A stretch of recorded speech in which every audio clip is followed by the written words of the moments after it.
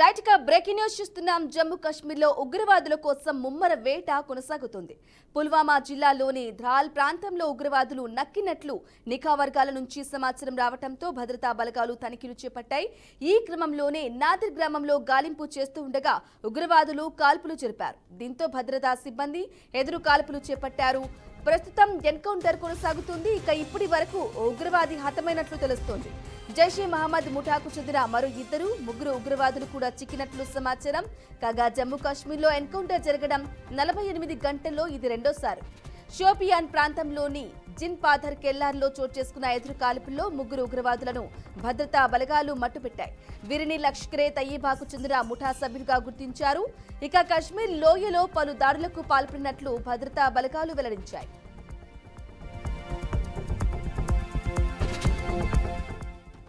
ఇదే విషయానికి సంబంధించి తాజా అప్డేట్ అందించడానికి మా మేనేజింగ్ ఎడిటర్ చిదంబరెడ్డి అందిస్తారు. చిదంబరెడ్డి, మనం చూస్తున్నాం ఏదైతే ఆపరేషన్ సింధూర్ సంబంధించి మనం చూస్తున్నాం. ఆపరేషన్ సింధూర్ పేరుతో భారత్ ఇప్పటికే ఉగ్రవాద స్థావరాలపైన ఉగ్రవాద శిబిరాలపైన దాడులు చేసిన నేపథ్యం మనకు తెలుసు. అయితే ఇప్పుడు next set of operation Sindoor కొనసాగుతుందని మనం చెప్పాలి. ఎందుకంటే మొన్నటిదాకా ఎయిర్ స్ట్రైక్స్ తో ఇబ్బంది పెట్టిన భారత్ కాస్త ఇప్పుడు గ్రౌండ్ స్టాప్ తో మొత్తాన్ని జల్లెడబెట్టే ప్రయత్నం చేస్తాం. అందులో ముఖ్యంగా చూస్తే మాత్రం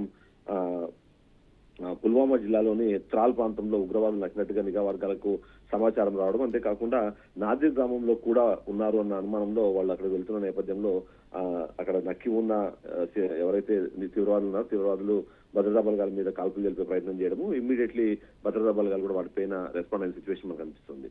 ఇప్పటికైతే ఏదైతే భారత్ నిఘా వర్గాల ప్రకారం ఇద్దరు లేదా ముగ్గురు టెర్రరిస్టులు అక్కడ ఉన్నారు. వాళ్ళని తుదముట్టించేందుకు కాల్పులు జరుపుతున్న భద్రతా బలగాలు ఇప్పటికే ఒక ఉగ్రవాదం కూడా చంపేసినట్టుగా మనకు సమాచారం అందుతుంది. ఓవరాల్ గా చూస్తే మాత్రం ఈ జాయింట్ ఆపరేషన్ ఒకటి సెక్యూరిటీ ఫోర్సెస్ అలాగే Jammu and Kashmir police department ఇద్దరు కలిపి దీన్ని చేస్తున్నట్టుగా మనకు అర్థమవుతుంది. ఓవరాల్ గా చూసుకోవడం భారత్ ఏదైతే టెర్రరిస్టులను అలాగే ఉగ్రవాదులకు సంబంధించిన పూర్తిని వాళ్ళని తుదిముట్టించాలని అయితే నిర్ణయం తీసుకున్నాం. అందులో భాగంగా ఏ ఒక్క చిన్న ఆప్షన్ ని కూడా వదిలిపెట్టిన పరిస్థితి కనిపిస్తుంది. గత 2 రోజుల క్రితం కూడా మనం చూసాం. మరో ఎన్కౌంటర్ లో దాదాపుగా 5 మంది తీవ్రవాదులను భద్రతా బలగాలు మట్టుపెట్టిన పరిస్థితుల్లో అక్కడ ఎవరైతే అడవి కానివ్వండి లేకపోతే ఆ చుట్టుపక్కల ప్రాంతాల్లో నక్కి ఉన్న తీవ్రవాదులు అందరూ కూడా అక్కడి నుంచి తప్పించుకునే ప్రయత్నం చేస్తున్నారు. తప్పించుకునే ప్రయత్నంలోనే భద్రతా బలగాల చేతికి చిక్కుతున్నట్టుగా కూడా మనకు సమాచారం అందుతుంది. బ్రాహ్మణి అయితే చిదంబరెడ్డి చెప్పండి, ఇక ప్రస్తుతం ఎన్కౌంటర్ కి సంబంధించి ఎప్పటి వరకు కొనసాగే అవకాశం ఉంది?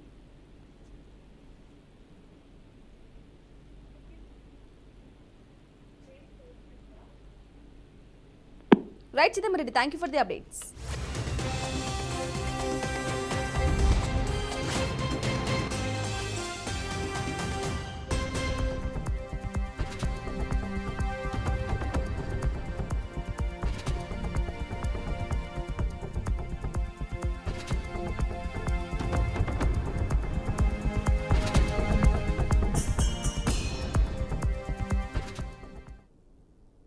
రైట్ గా మహానాడుకు సంబంధించిన బ్రేకింగ్ న్యూస్ చూస్తున్నాం. టీడీపీలో ఒకే పదవిలో 3 సార్లు కంటే ఎక్కువ ఉండరాదన్న ప్రధాన కార్యదర్శి నారా లోకేష్ ప్రతిపాదనకు పార్టీ పొలిట్ బ్యూరో ఆమోదముద్ర వేసింది. 3 సార్లు 6 ఏళ్లుగా పదవిలో ఉన్న మండల పార్టీ అధ్యక్షుల్ని మార్చాలని నిర్ణయించారు. ఇక అర్హతను బట్టి ప్రమోషన్ కానీ వేరే కమిటీలోకి కానీ తీసుకోవాలని నిర్ణయం తీసుకున్నారు. అమరావతిలోని టీడీపీ కేంద్ర కార్యాలయంలో సీఎం చంద్రబాబు అధ్యక్షతన టీడీపీ పొలిట్ బ్యూరో సమావేశం జరిగింది. ఈ నెల 27, 28, 29 తేదీల్లో నిర్వహించే మహానాడులోగా అన్ని జిల్లా కమిటీలు ఏర్పాటు పూర్తి చేయనున్నాయి. ఆపరేషన్ సింధూర్లో పాల్గొన్న ప్రతి సైనికుడితో పాటు ప్రధానమంత్రి నరేంద్ర మోదీకి కృతజ్ఞతలు తెలుపుతూ పొలిట్ బ్యూరో తీర్మానం చేసింది. ఈ నెల 16, 17, 18 తేదీల్లో అన్ని నియోజకవర్గాల్లో టీడీపీ, జనసేన, బీజేపీ కలిసి తిరంగా ర్యాలీలు నిర్వహించనున్నాయి.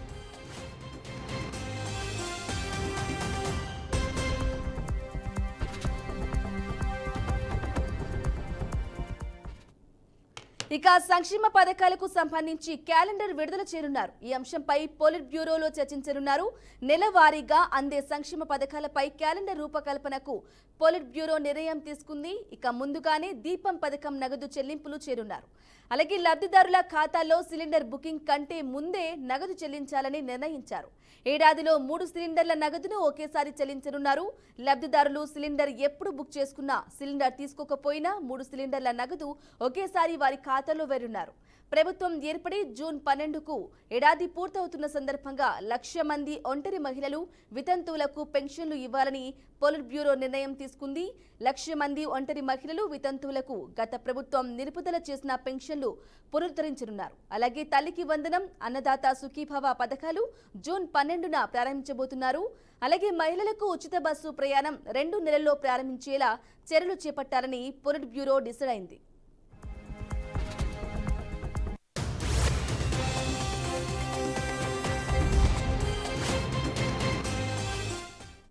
ఇక పొలిట్ బ్యూరో సమావేశంలో సభ్యులంతా పద్మభూషణ్ అందుకున్న నందమూరి బాలకృష్ణకు అభినందనలు తెలిపారు.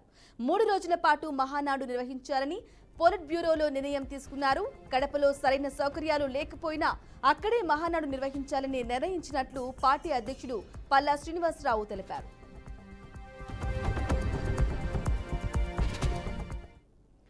ఇదే విషయానికి సంబంధించి తాజా అప్డేట్ అందించడానికి మా ప్రతినిధి కృష్ణ అందిస్తారు. కృష్ణ, చెప్పండి. టీడీపీ పొలిట్ బ్యూరో సమావేశంలో కీలక నిర్ణయాలు కూడా తీసుకున్నట్లుగా తెలుస్తోంది. ముఖ్యంగా 3 సార్లు 6 ఏళ్లు పదవిలో ఉన్న మండల పార్టీ అధ్యక్షులు కూడా మార్పు చేసే విధంగా, అలాగే కొన్ని సంక్షేమ పథకాలు కూడా పొలిట్ బ్యూరో సమావేశంలో కీలక నిర్ణయాలకు సంబంధించిన అప్డేట్స్ ఏంటి? థ్యాంక్ యూ బ్రహ్మణి. ఈ నెల ఏదైతే మహానాడు కార్యక్రమం అయితే కడప గడపలో తలపెట్టనున్నారో అయితే ఈ కార్యక్రమానికి అయితే దాదాపు లక్షలాది మంది అయితే పాల్గొనే అవకాశం కూడా ఉందని అనుకోవచ్చు. ఈ నెల 27, 28, 29న మహానాడు కార్యక్రమం అయితే నిర్వహించడం జరుగుతుంది. అయితే కార్యకర్తలకే పెద్దపీట వేసేలాగా అయితే ఈ మహానాడు కార్యక్రమంలో ఇది ఒక ఆనవాయితీలాగా అయితే నిర్వహించడం జరుగుతుంది. ఈ నేపథ్యంలో చూస్తే కడప గడపలో మహానాడు కార్యక్రమం నిర్వహించడం చాలా కడప ప్రజలు కూడా హర్షం కూడా వ్యక్తం చేస్తున్నారు. ఈ నేపథ్యంలో చూస్తే వసతులు కూడా కడప గడ్డపైనే మహానాడు కార్యక్రమం నిర్వహించడం అనేది కూడా చాలా సంతోషంగా ఉండాల్సిన కూడా పార్టీ నేతలు కావచ్చు, అదే విధంగా కార్యకర్తలు కూడా సంతోషం వ్యక్తం చేస్తున్నారు. ఈ నేపథ్యంలో చూస్తే నిన్న జరిగినటువంటి పొలిట్ బ్యూరో సమావేశంలో ఏదైతే నారా లోకేష్ ఆధ్వర్యంలో అయితే నిర్వహించడం జరిగింది. అయితే పొలిట్ బ్యూరో సమావేశంలో అయితే పూర్తి స్థాయిలో అయితే ఈ యొక్క ఏదైతే మహానాడు కార్యక్రమం ఉందో కార్యక్రమానికి కూడా పెద్ద ఎత్తున ఏర్పాట్లు కూడా నిర్వహించాలనేసి కూడా ఆ పొలిట్ బ్యూరో సమావేశంలో కూడా చెప్పడం జరిగింది. అయితే ఇప్పటికే మహానాడు కార్యక్రమం ఏదైతే జరుగుతుందో ఆ సమావేశం సంబంధించి ఏర్పాట్లు కూడా సర్వం సిద్ధం చేస్తున్నారనేసి కూడా మనకు తెలుస్తుంది బ్రహ్మిణి. మీ ప్రభుత్వం అధికారంలోకి వచ్చి నేపథ్యంలో క్యాలెండర్ కి సంబంధించి సంక్షేమ పథకాల క్యాలెండర్ కూడా విడుదల చేయాలి అని భావిస్తున్నారు. దానికి సంబంధించిన అప్డేట్స్ ఏంటి? కృష్ణ, మహానాడు కార్యక్రమం ఏదైతే కడపలో తలపెడుతున్నారో అయితే ఈ యొక్క మేనిఫెస్టోలో ఏదైతే పొందుపరిచారో ఆ మేనిఫెస్టోలో సంబంధించి ఏదైతే సంక్షేమ పథకాలు కావచ్చు, అదే విధంగా మహిళలకి సంవత్సరానికి 3 సిలిండర్లు ఇస్తా అనేసి ఏదైతే టీడీపీ ప్రభుత్వం చెప్పిందో అదైతే మహానాడు కార్యక్రమంలో కూడా ఈ యొక్క సంబంధించి జూన్ 12తో మరొకసారి జూన్ 12తో కుటుంబ ప్రభుత్వం అధికారంలోకి వచ్చి సంవత్సరం అవుతున్న నేపథ్యంలో క్యాలెండర్ కి సంబంధించి కూడా సంక్షేమ పథకాల సంబంధించి అంటే ఏవేవి అమలు చేశాం, ఎంతవరకు అమలు చేశాం, ఇంకా ఏవేవి అమలు చేయాలి అంటూ కూడా కుటుంబ ప్రభుత్వం నిర్ణయం తీసుకుని ఉన్నట్లుగా తెలుస్తోంది. మరి దీనికి సంబంధించిన అప్డేట్స్ ఏంటి? బ్రహ్మిణి, అయితే మొత్తానికి టీడీపీ ప్రభుత్వం వచ్చి సంవత్సరం గడుస్తున్నప్పటికి కూడా జూన్ 12కి అయితే సంవత్సరం గడుస్తుంది. అయితే ఈ నేపథ్యంలో చూస్తే ఏదైతే సంక్షేమ పథకాలకు సంబంధించి మేనిఫెస్టో ఉందో అదే విధంగా ప్రజలకు ఇవ్వాల్సినవి ఏవైతే ఉన్నాయో అవి కూడా మొత్తం అందజేసే విధంగా అయితే కూటమి ప్రభుత్వం చర్యలు తీసుకుంటుందనేసి కూడా పూర్తి స్థాయిలో అయితే పొలిట్ బ్యూరో సమావేశంలో కూడా చెప్పడం జరిగింది. అయితే మొత్తానికి నిన్న జరిగినటువంటి పొలిట్ బ్యూరో సమావేశంలో కూడా పూర్తి స్థాయిలో సంక్షేమ పథకాలు కావచ్చు, తల్లికి వందనం ఏదైతే ఉందో అదే విధంగా రైతు భరోసా కావచ్చు, అదే విధంగా ఉచిత సిలిండర్లు ఏవైతే చెప్పారో అవి కూడా పూర్తి స్థాయిలో అయితే ఇచ్చే విధంగా అయితే చర్యలు చేపడతామని కూడా నిన్న పొలిట్ బ్యూరో సమావేశంలో చెప్పడం కూడా జరిగింది బ్రాహ్మణి. అదే విధంగా చూస్తే ఏదైతే మేనిఫెస్టో సంబంధించి క్యాలెండర్ ఉందో ఆ క్యాలెండర్ కూడా విడుదల చేసే విధంగా అయితే పూర్తి స్థాయిలో అయితే చర్యలు చేపడతాము. అదే విధంగా కార్యకర్తలకు ఒక భరోసాలాగా ఉంటామనేసి కూడా నిన్న పొలిట్ బ్యూరో సమావేశంలో కూడా చెప్పడం జరిగింది Brahmani. Right Krishna, thank you for the updates.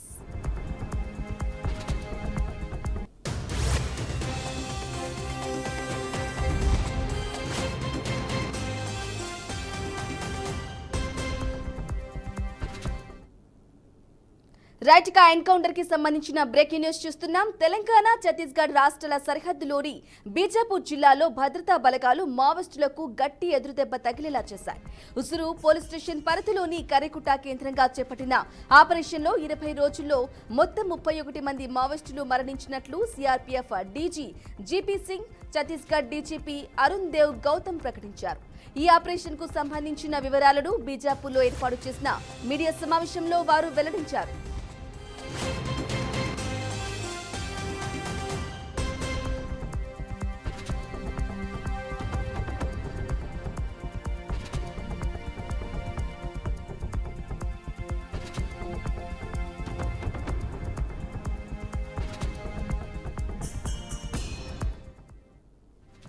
ఇక సుమారు 21 రోజుల పాటు సాగిన ఈ కీలక ఆపరేషన్లో మృతి చెందారు 31 మంది. అలాగే మావోయిస్టులలో 16 మంది మహిళలు కూడా ఉన్నారని అధికారులు తెలిపారు. హతమైన మావోయిస్టులపై ప్రభుత్వం గతంలో మొత్తం 1,72,00,000 రివార్డును ప్రకటించిందని పేర్కొన్నారు. ఈ ఎదురు కాల్పులు ఆపరేషన్ క్రమంలో 18 మంది భద్రతా సిబ్బంది గాయపడినట్లు వెల్లడించారు. మరణించిన మావోయిస్టులలో ఇప్పటి వరకు 20 మందిని గుర్తించామని, మరో 11 మందిని గుర్తించాల్సి ఉందని తెలిపారు. అలాగే ఘటనా స్థలం నుంచి 35 అత్యాధునిక ఆయుధాలను కూడా భద్రతా దళాలు స్వాధీనం చేసుకున్నట్లు వారు వెల్లడించారు.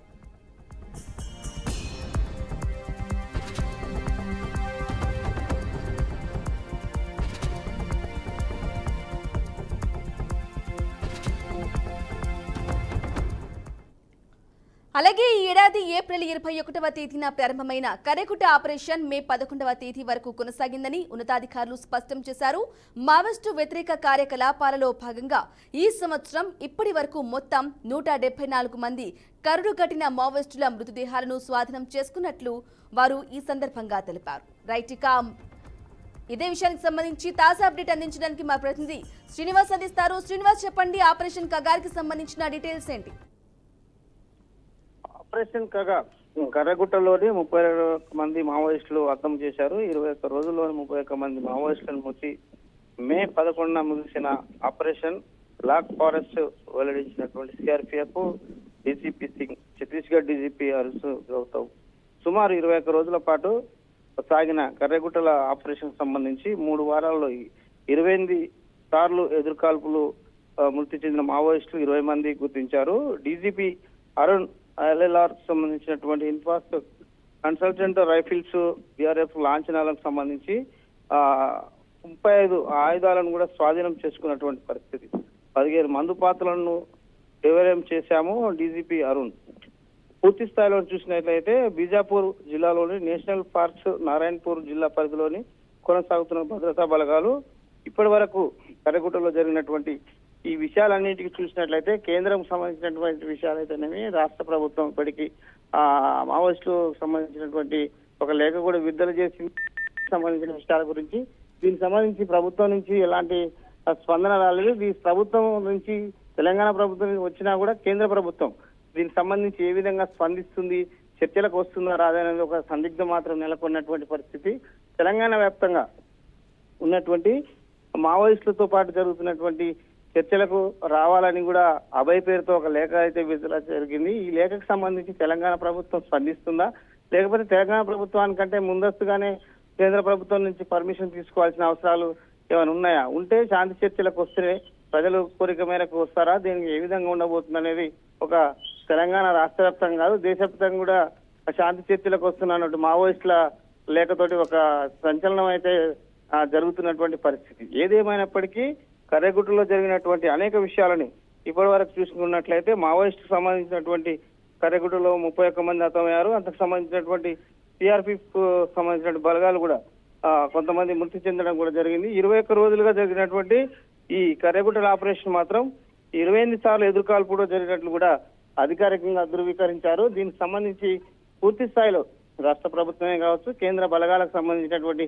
నష్టం జరిగిన విషయంలో కూడా ఒక నివేదిక ప్రభుత్వానికి, కేంద్ర ప్రభుత్వానికి కూడా ఉన్నట్లు కూడా తెలుస్తుంది. ఇది కర్రగుట్టలో జరిగినటువంటి ఎన్కౌంటర్సే కానీ సంబంధించినటువంటి కగార్ పేరుతో జరిగినటువంటి సాయుధ బలగాలు చేసినట్టు దాడులకు సంబంధించిన తాజా సమాచారం.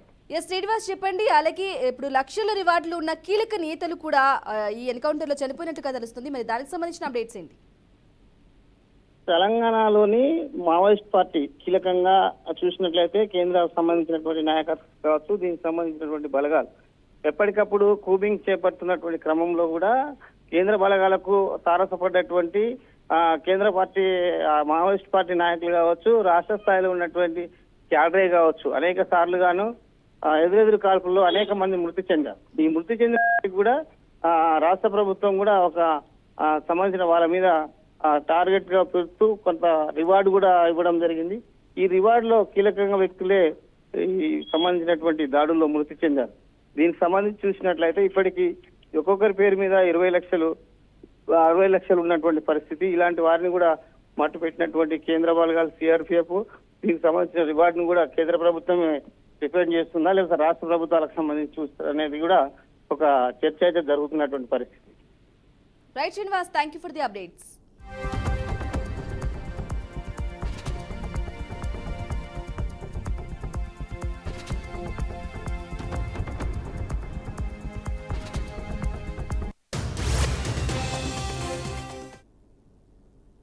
రైట్ గా నారా లోకేష్ కి సంబంధించిన బ్రేకింగ్ న్యూస్ చూస్తున్నాం. ఇవాళ ప్రకాశం జిల్లా నాగులుప్పపాడు మండలం అమ్మనబ్రోలులో మంత్రి నారా లోకేష్ పర్యటించనున్నారు. ఇక ఇటీవల ఒంగోలులో హత్యకు గురైన టీడీపీ నేత మాజీ ఎంపీపీ ముప్పవరపు వీరయ్య చౌదరి కుటుంబ సభ్యులను మంత్రి పరామర్శించనున్నారు. ఇక వీరయ్య చౌదరి ఏప్రిల్ 22న ఒంగోలులోని ఆయన కార్యాలయంలో దారుణ హత్యకు గురయ్యారు. దుండగులు ఆయన్ను 53 సార్లు విచక్షణారహితంగా పొడిచి హతమార్చారు.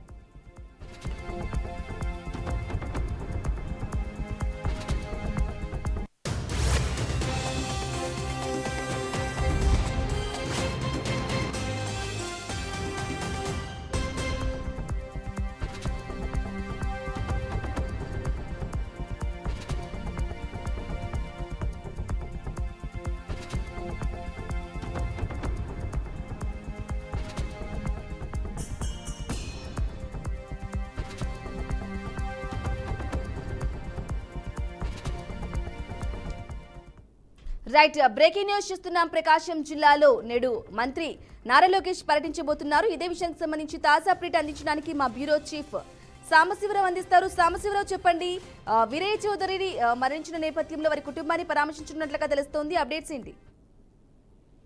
మొత్తంగా చూసుకోవచ్చు, ఇవాళ ప్రకాశం జిల్లా నాగులపలపాడులో మండలం అమ్మనబ్రోలులోని మంత్రి నారా లోకేష్ పర్యటించనున్నారు. ఇటీవల ఒంగోలులో హత్యకి గురైనటువంటి టీడీపీ నేత మాజీ ఎంపీపీ ముప్పవరపు వీరయ్య చౌదరి కుటుంబ సభ్యులను కూడా మంత్రి పరామర్శించనున్నారు. అయితే వీరయ్య చౌదరి ఏప్రిల్ 20న ఒంగోలులో ఆయన కార్యాలయంలో ఉండగా దారుణ హత్యకి గురైనటువంటి సంఘటన తెలుసు. ఆయన్ని విచక్షణ రహితంగా కూడా 53 సార్లు పొడిచి హత్య చేశారు. ఆ విషయం అందరికీ తెలిసిందే. అప్పుడు ఒకసారి, ఎందుకంటే పార్టీ అధికారంలో ఉన్నప్పుడు కూడా టీడీపీ నాయకులపై ఇట్లా హత్యలు జరగటం చాలా బాధాకరంగా భావించినటువంటి విషయం తెలిసిందే. ఒక పక్క టీడీపీ నాయకులంతా కూడా ఈ యొక్క హత్యని ఖండించినటువంటి పరిస్థితి. అదేవిధంగా హత్యకు ఎవరైతే కారకులయ్యారో వాళ్ళపై కఠిన చర్యలు తీసుకోవాలని చెప్పడం జరిగింది. దీనికి తోడుగా సీఎం చంద్రబాబు కూడా వీరయ్య చౌదరి భౌతికాయం దగ్గరికి వెళ్లి స్వయాన ఆయన పారమోసినటువంటి పరిస్థితి చూసాం. అయితే ఇవాళ వాళ్ళ కుటుంబ సభ్యుల్ని పరామర్శించనున్నారు నారా లోకేష్. పరామర్శించి వాళ్ళకి ఒక అండగా నిలిచే అవకాశం అయితే కనపడతా ఉంది. అదేవిధంగా ఎవరైతే ఈ వీరయ్య చౌదరి హత్యకి కారకులయ్యారో వాళ్ళపై కఠిన చర్యలు తీసుకోవడానికి ఇప్పటికే ప్రభుత్వం సిద్ధమైనటువంటి విషయం తెలిసిందే. ఈ నేపథ్యంలో ఆ కుటుంబానికి పార్టీ అండగా ఉండటమే కాకుండా వాళ్ళ ఇంట్లో వాళ్ళ ఇంట్లో వాళ్ళకు కూడా రాజకీయంగా ఒక అవకాశం అయితే కల్పించే పరిస్థితులు అయితే కనబడతా ఉన్నాయి. మరి ఈ నేపథ్యంలోనే ఈ రోజు లోకేష్ వాళ్ళ ఇంటికి వెళ్ళి వాళ్ళ కుటుంబ సభ్యుల్ని కలిసి పరామర్శిస్తారు. అదేవిధంగా ఏది వీరయ్య చౌదరికి అదే నారా లోకేష్ కి అత్యంత సన్నిహిత ఉందనే చెప్పుకోవాలి. ఎందుకంటే నారా లోకేష్ పాదయాత్ర అప్పుడు కూడా వీరయ్య చౌదరి పక్క నుండి ఆ రోజు ఆయనకి నారా లోకేష్ కి అండదండగా ఉన్నటువంటి విషయం తెలిసిందే. ప్రతి లోకేష్ పాదయాత్రలో కూడా వీరయ్య చౌదరి తన వెంటుండి నడిచాడు. ఆ విషయాన్ని కూడా నారా లోకేష్ గతంలో వెల్లడించడం జరిగింది. మరి ప్రస్తుతం అయితే అత్యంత సన్నిహితంగా ఉన్నటువంటి వీరయ్య చౌదరి ఈ రోజు దారుణ హత్యకి గురి కావటం మాత్రం నారా లోకేష్ ని కలిసి వేసిందని చెప్పుకోవచ్చు. మరి ఈ నేపథ్యంలోనే వాళ్ళ కుటుంబ సభ్యుల్ని కలిసి వాళ్ళకి ధైర్యంగా ఉండటమే కాకుండా నారా లోకేష్ కి అదేవిధంగా వీరయ్య చౌదరికి ఉన్నటువంటి స్నేహాన్ని, పార్టీకి ఉన్నటువంటి అనుబంధాన్ని వాళ్ళ కుటుంబ సభ్యులకి తెలియజేసి వాళ్ళ కుటుంబ సభ్యులకి దాన్ని కృతజ్ఞతగా భావించగా వాళ్ళకైతే అండదండగా ఉండడానికి అయితే లోకేష్ ముందుకెళ్తున్నట్టుగా తెలుస్తుంది. అందులో భాగంగానే ఇప్పుడు ఈ రోజు వాళ్ళ కుటుంబ సభ్యులను కలుస్తా ఉన్నారు. మరి నారా లోకేష్ వస్తున్నటువంటి సందర్భంగా అక్కడ ఉన్నటువంటి స్థానికంగా ఉన్నటువంటి నేతలు కూడా అక్కడికి చేరుకున్నటువంటి పరిస్థితి అయితే నెలకొందని చెప్పుకోవచ్చు. అయితే సాంబశివరావు చెప్పండి, మంత్రి నారా లోకేష్ వెంట ఎవరెవరు వెళ్లే అవకాశం ఉంది?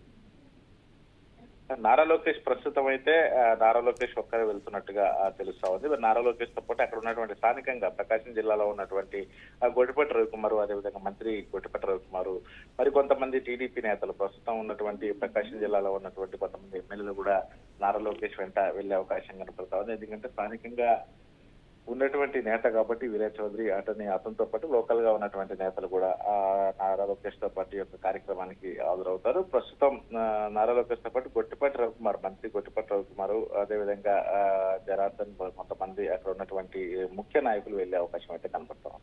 Right Sambasivarao, thank you for the updates.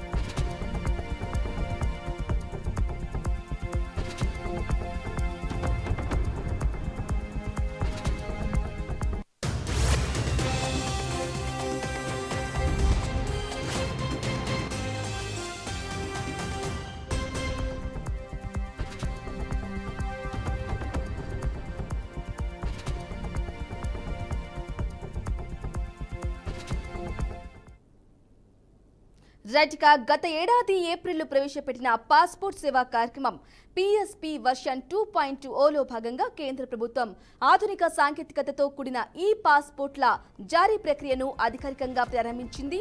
ఈ పాస్పోర్ట్ల జారీని ప్రస్తుతం నాగ్పూర్, రాయ్పూర్, భువనేశ్వర్, గోవా, జమ్మూ, అమృత్సర్, సిమ్లా, జైపూర్, చెన్నై, సూరత్, హైదరాబాద్, రాంచీ నగరాల్లో పైలట్ విధానంలో ప్రారంభించారు.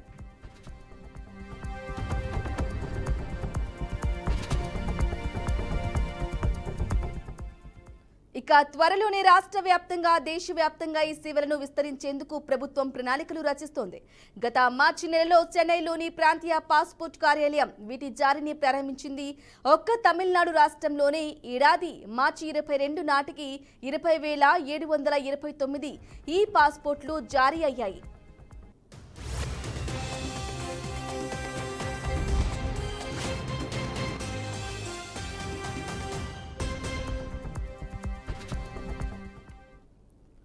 ఇక ఈ పాస్పోర్ట్ కవర్లో యాంటెన్నా, చిన్న రేడియో ఫ్రీక్వెన్సీ ఐడెంటిఫికేషన్ చిప్ను అనుసంధానం చేస్తారు. పాస్పోర్ట్ హోల్డర్ బయోమెట్రిక్, వ్యక్తిగత సమాచారాన్ని నిక్షిప్తం చేసే ఈ చిప్ ద్వారా మెరుగైన భద్రత, వేగవంతమైన వెరిఫికేషన్ లభిస్తుంది. ఈ పాస్పోర్ట్ను దాని ముందు కవర్ కింద ముద్రించిన ప్రత్యేకమైన బంగారు రంగు చిహ్నం ద్వారా గుర్తించవచ్చు. ఇక చిప్లోని సున్నితమైన డేటా దుర్వినియోగం కాకుండా పబ్లిక్ కీ ఇన్ఫ్రాస్ట్రక్చర్ ఎన్క్రిప్షన్ రక్షిస్తోంది. అయితే ప్రస్తుతం ఉన్న పాస్పోర్ట్లను ఈ పాస్పోర్ట్లుగా మార్చుకోవాల్సిన అవసరం లేదు. అవి గడువు ముగిసే వరకు చెల్లుబాటు అవుతాయని కేంద్ర ప్రభుత్వం వెల్లడించింది.